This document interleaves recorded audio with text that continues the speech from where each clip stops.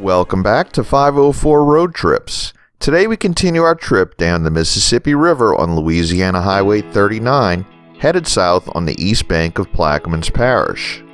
Shortly we'll be traveling through the small unincorporated community of Carlisle, which appears on maps, but I couldn't find any information about it. It appears to be just a few homes. If you know more about this area, please leave us a note down in the comments.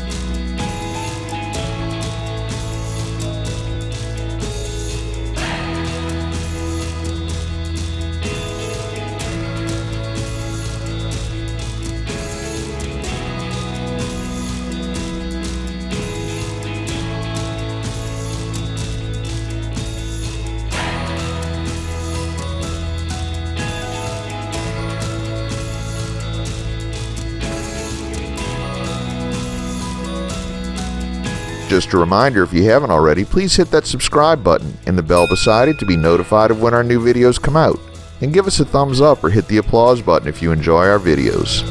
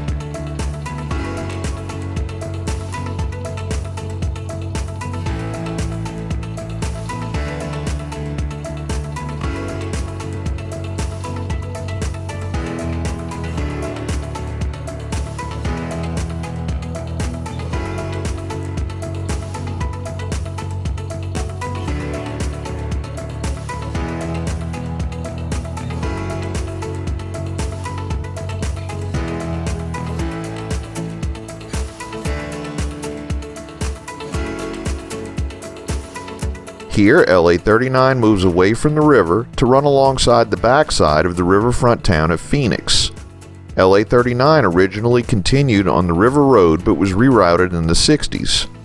Nearby is one of the most historic sites in Louisiana.